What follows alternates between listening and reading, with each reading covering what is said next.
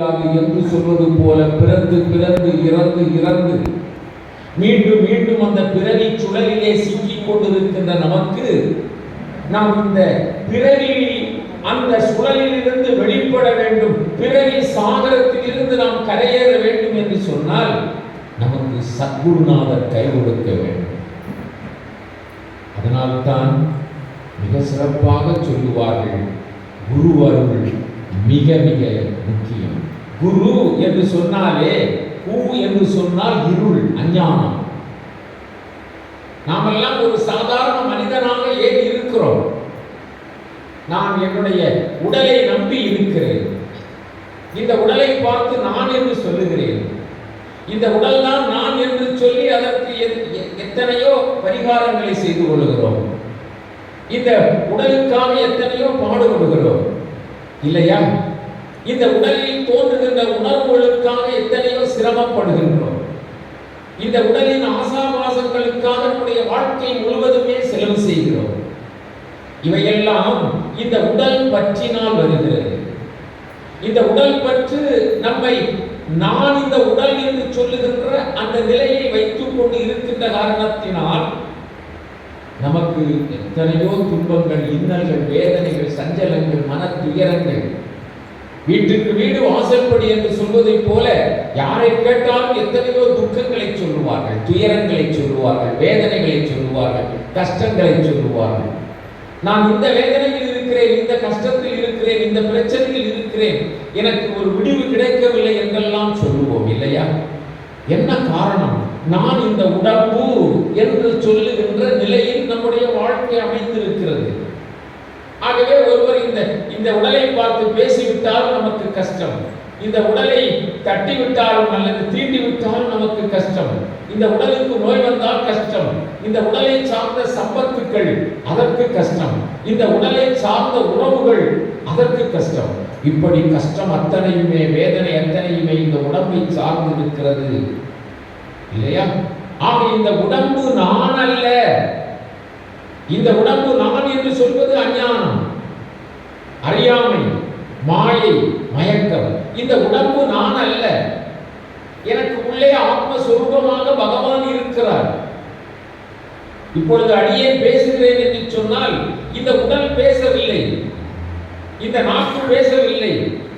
ஏன் அப்படி சொல்லுகிறீர்கள் என்று நீங்கள் கேட்கலாம். உண்மையிலேயே இந்த நாக்கு பேசாது, பேச தெரியாது. கொஞ்சம் சிந்தியுங்கள். ஏன், என்ன காரணம், ஏன் அப்படி நீங்கள் சொல்லுகிறீர்கள், எங்களுக்கு புரியவில்லையே என்று கேட்டீர்கள் என்று சொன்னால், இந்த உடலில் இருந்து சத் போய்விட்டது என்று வைத்துக் கொள்ளுங்கள். இந்த உடலில் இருக்கின்ற அந்த ஜீவ போதம் போய்விட்டது என்று வையுங்கள். ஜீவாத்மா பிரிந்து விட்டது என்று வையுங்கள். இந்த நாக்கு பேசுமா?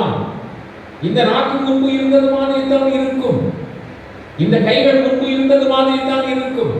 கைகள் அசைக்க முடியவில்லை, கால்கள் நடக்க முடியவில்லை, கண் பார்க்கவில்லை, காது கேட்கவில்லை.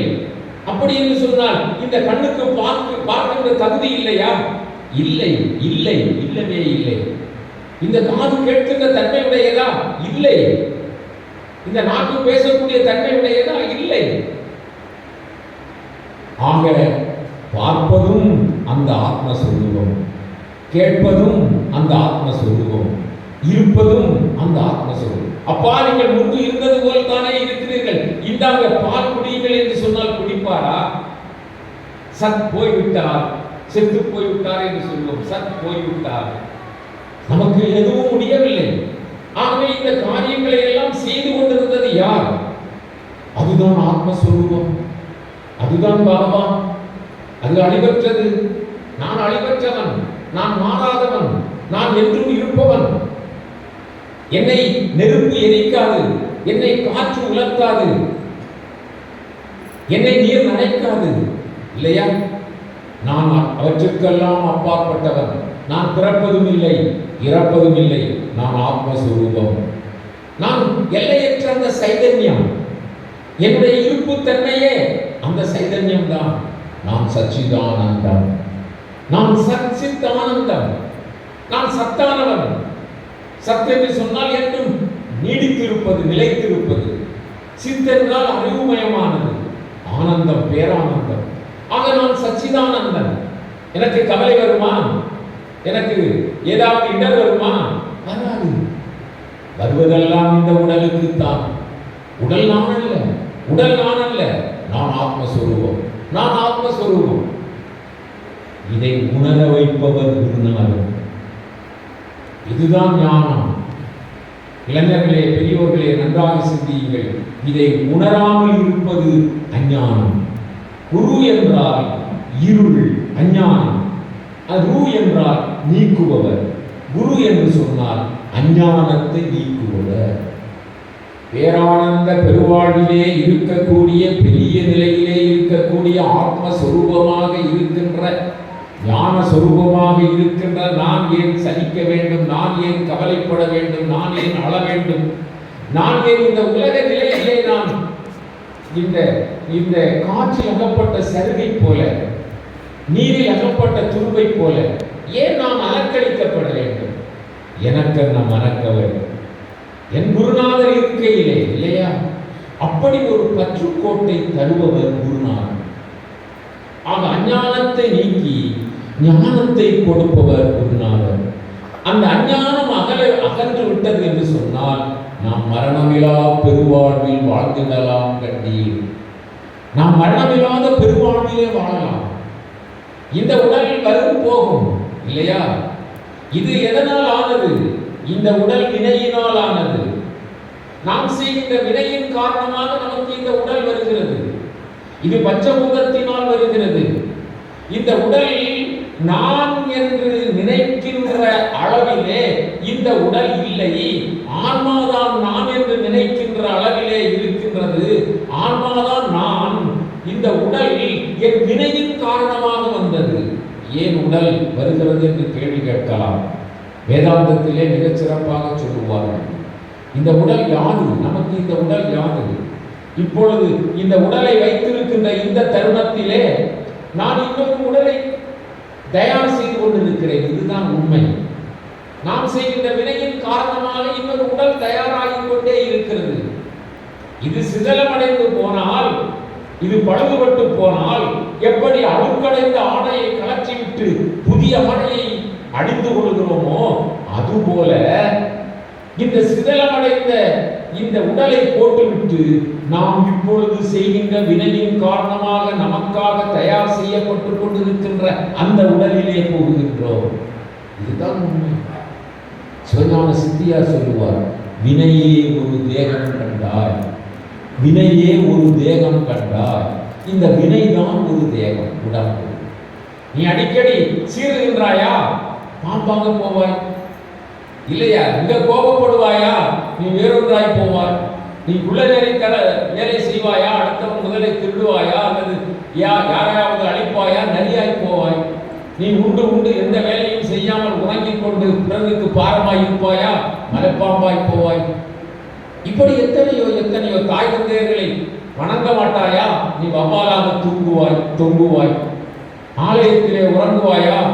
இப்படி ஒன்றொன்றுக்கும் இருக்கிறது. கீதையிலே என்னுடைய வாசகம் அல்ல, ஸ்ரீமத் பகவத்கீதையிலே பகவான் சொல்லுகிறார், ஒரு மனிதனை பார்த்தவுடனே இவனுடைய முற்பிறவி என்ன, அவருடைய நடவடிக்கைகளை பார்த்தவுடனே இவன் என்னவாக ஆவான் சொல்ல முடியும் என்று சொல்லுகிறார். உண்மை அதுதான்.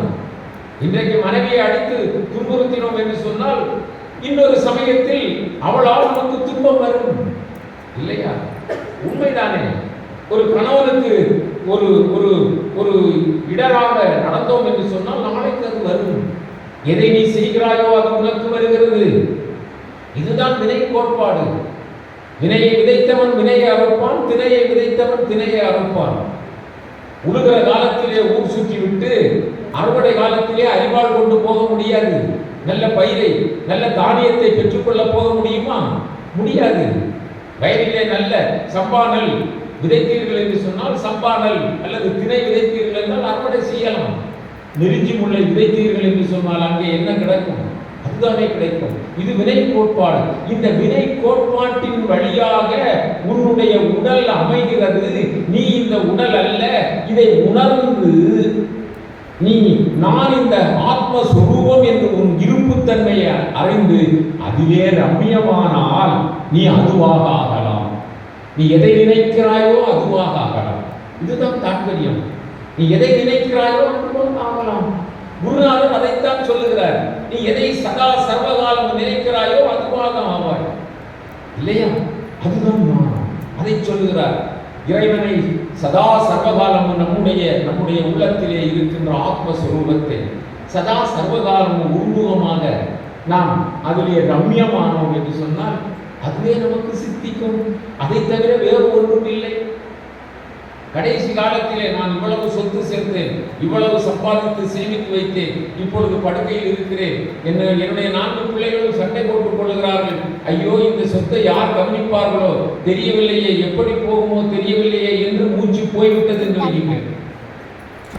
அதை சரி பண்ணுவதற்கு அல்லது அதை பெற்றுக்கொள்வதற்கு மீண்டும் வருவோம்.